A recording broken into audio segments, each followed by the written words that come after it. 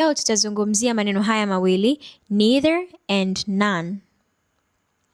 Neither or neither inatumika kama vitu viwili huvitaki vyote. For example, naweza kusema we were given two options but neither worked.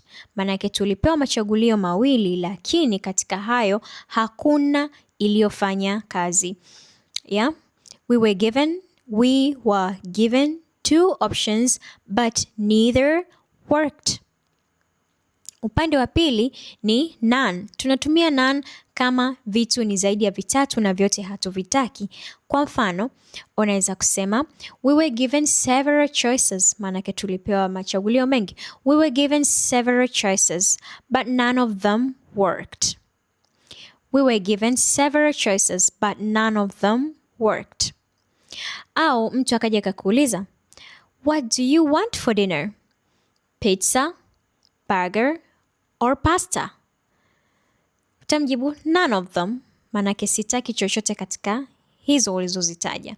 None of them. Okay, sasa naomba unijibu maswali haya mawili kwa kuchagua kati ya none au neither.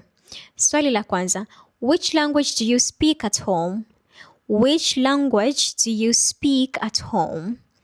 Unaongea lugha gani ukiwa nyumbani? Which language do you speak at home?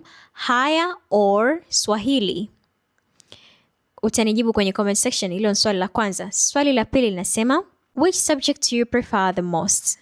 Which subject do you prefer the most? History, chemistry, or geography? Unapendelea somo lipi zaidi? History, geography, or chemistry?